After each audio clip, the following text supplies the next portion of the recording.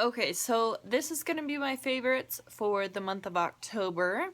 I do have some really weird items here to talk about. So this first one, I think I got this from a Walmart beauty box, and I'm so glad that I did. But these are the Eco Tools Mask Remover Sponges, and it's supposed to be for quick, mess-free removal of your face masks. These are genius. I don't know why somebody didn't come up with this, you know, years ago. You pull one of these guys out, and it's hard as a rock right now, right?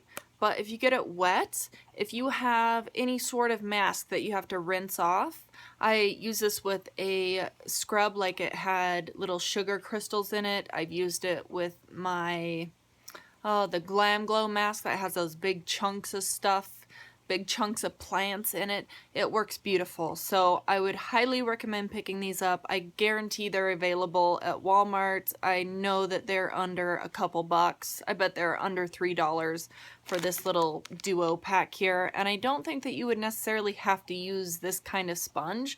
I would imagine any kind of sponge that looks similar to this would do the job. But anyway, these have been a lifesaver. Another product that's kind of weird. The reason why I like it is kind of odd, but this is the Brio Arco Milk Reparative Leave-In Conditioning Spray. This has no sulfates, no silicones, no parabens.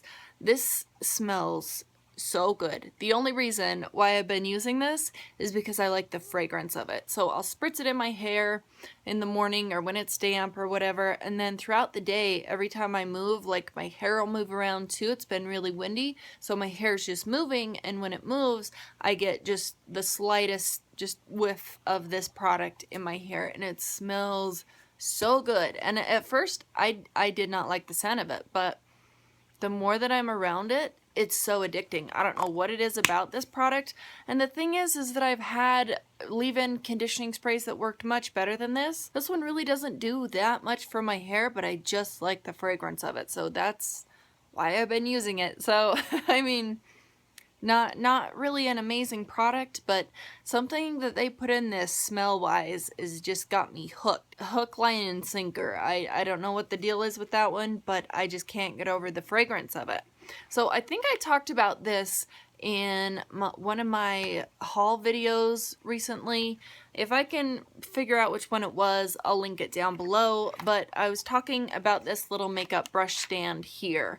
And if I still have the photo from Instagram, I'll go ahead and insert it right over there. I love the fact that this thing is collapsible and it only takes up that much space when you're not using it. So what you do, you take the bottom pieces, you hook them together like this, so you make a little X out of these. The top portion right up here, snap it into place, and you just put your brushes in here to dry. You can put like 3 or 4 of your smaller brushes in the bigger holes if you want to, or you can just put your big brushes in the big holes and, you know, put your small ones in the small ones. But you can put multiple small ones in the bigger holes if you have a ton of small brushes to wash.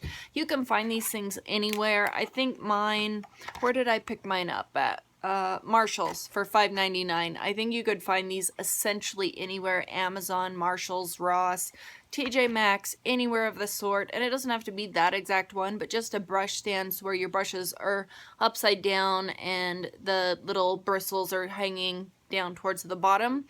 Genius idea. Next product I actually received in my October Sephora Play box. I didn't do an unboxing of that just because I received mine later in the month, but I mean, I guess everybody received theirs later in the month because I didn't see any videos come out till after the 20th. So anyway, this product, I'm thinking about putting this one on my VIB sale wish list, and I might pick this up during that event. But this is the Makeup Forever Ultra HD Skin Booster, and it's a Hydra Plump Serum.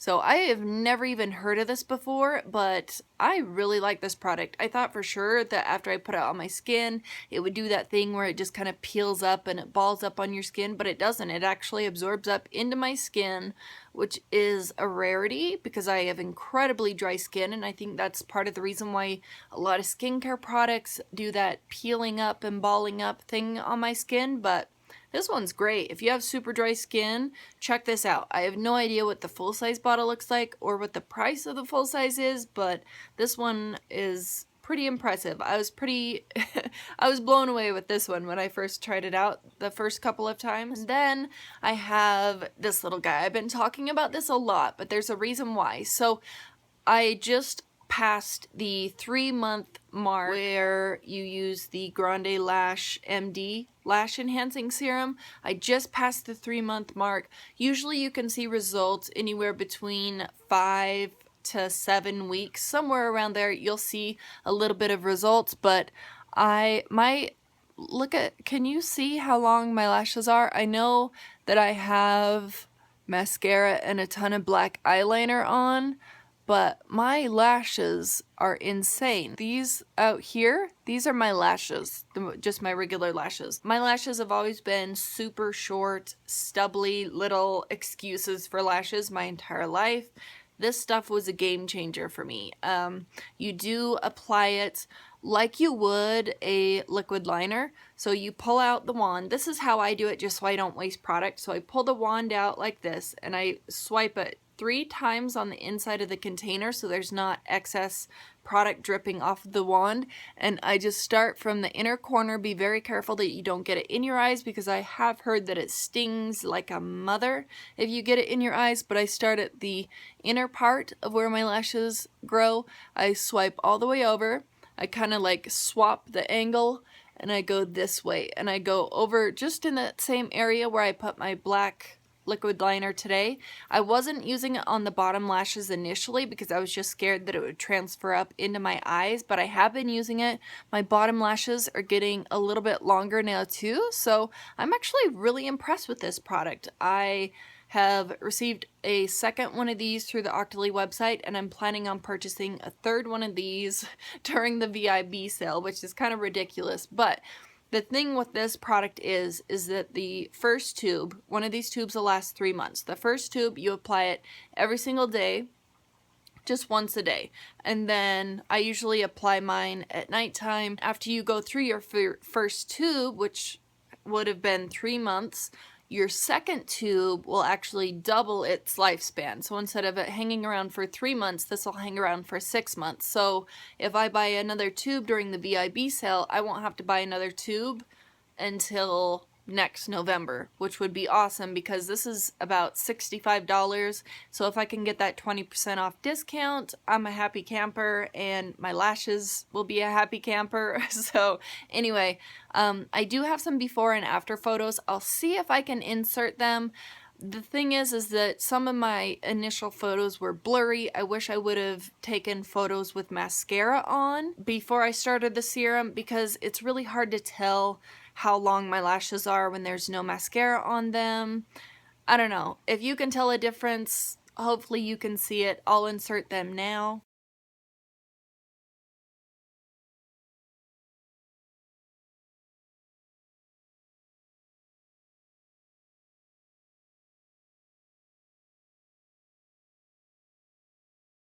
Then another product, I had just finished off my original bottle of this not too long ago. I think in one of my most recent projects, I think it was the Finish 4 by 4th of July, but it was the Estee Lauder Double Wear Stay in Place foundation. I had the old formula.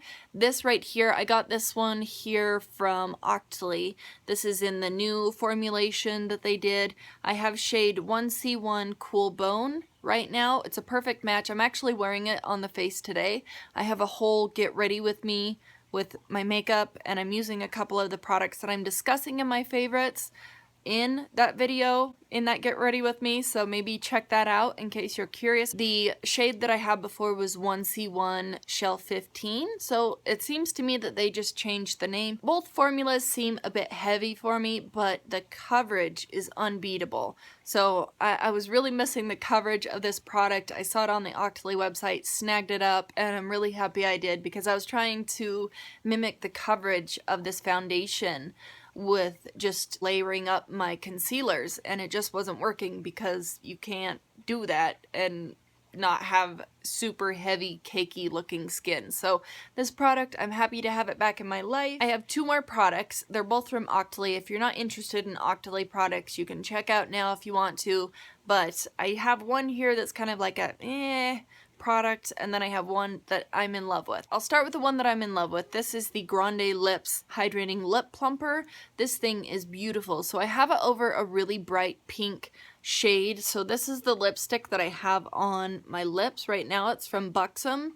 And then I put this gloss, which is this one, right over the top of it. And you can see those two mixed together make this beautiful combination. I'm in love with this combo here, and I think I'm going to start wearing it more frequently. So if you see this on the lips, that's what it is. It's the Buxom Big and Healthy lipstick in Vienna with the Grande Lips mauve one. I'll put the name of it on the screen because they don't have the name anywhere on the tube, and I can't remember. I tossed the box, so I can't remember what shade name that mine is. The only drawback on this product is that after you use it, a little bit more product oozes out because you're clicking on this mechanism down here, and it'll put a little bit of product out, but it doesn't stop coming out. You'll still have a little bit of, you know, goopiness left on your wand even after you wipe it off. If I put the cap on like that, when I take the cap off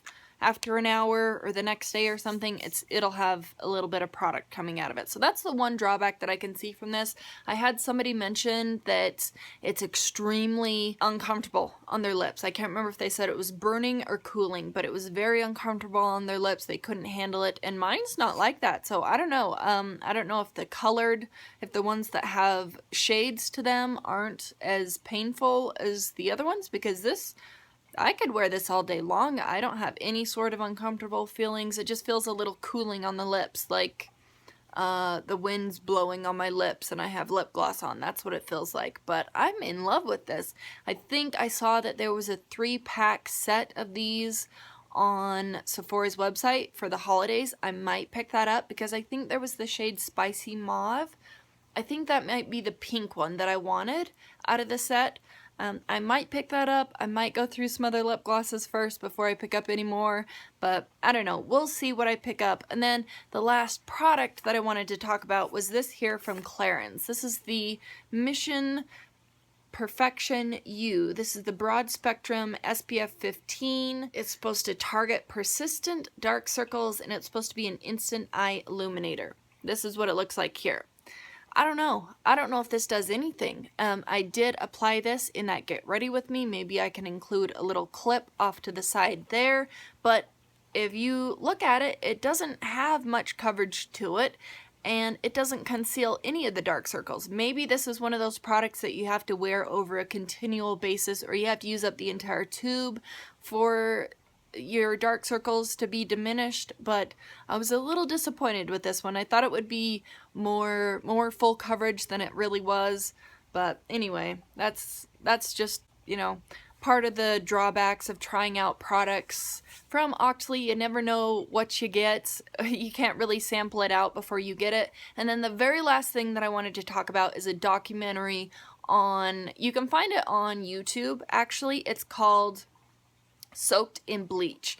And years ago, I was a Nirvana fan in high school. I've been out of high school for over 15 years. When I was in high school, you could hear the rumors going around that Courtney Love had killed Kurt Cobain, yada yada, and I always thought it was just she was crazy and she made him crazy and that made him want to kill himself. And I thought they just, you know, they had a bad feeling about Courtney Love because she was dating him at the time, and that's why he committed suicide. I've watched that video, that documentary. I think you should watch it too. If you've ever been a fan of Nirvana, or if you've ever heard any of the rumors going around about the Courtney Love and Kurt Cobain thing going on, watch that documentary because it opened my eyes. I'm 100% convinced now that Courtney Love did have a hand in killing Kurt Cobain, and my mind was just blown.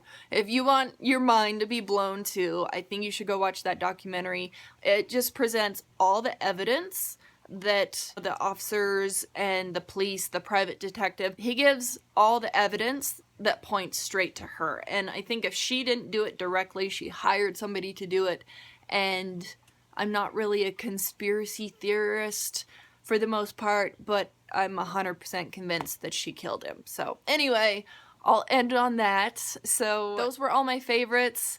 I still think you should go watch that documentary, even if you're not a Nirvana fan. It's just mind-boggling, honestly. So anyway, that was it. I appreciate you guys watching, and I will see you in the next one.